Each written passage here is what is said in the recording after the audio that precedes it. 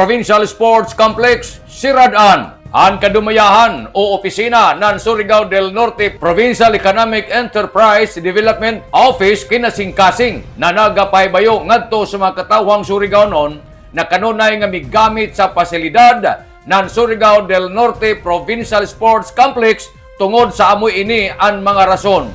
Gumikan kay daoy ato dako na kaliyukan na umaabot diin ang pagsugat sa pagkatao sa ato manunubos na ang Batang Hesus sanan ang pagsugat sa bag-ong tuig.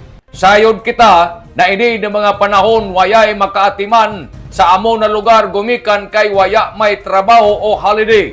Amo ini ang mga pizza na siraduhan ang sports complex sa Disyembre 24 na ning tuiga, Disyembre 25, Disyembre 31 sanan sa Enero 1 ning tuiga 2026. Ang Provincial Economic Enterprise Development Office naglaom na idyo masabtan ang amo na pahibayo. Ini tungod sa nanalang raman sab ini sa ato karadyawan. Laong nila padadyon kita sa ato pagpangandam sa pagsugat sa Pasko sanan sa pagsugat sa bag-ong tuig nga puno sa kalipay, kamaya sanan respeto sa ini na holiday season.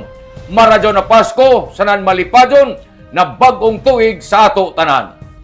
Nanukad gikan diri sa Kapitolyo, ini si Marichiners Marconsim Vlogs, Mario Conali simulan mula ang salamat, maradyaw na adlaw natong tanan.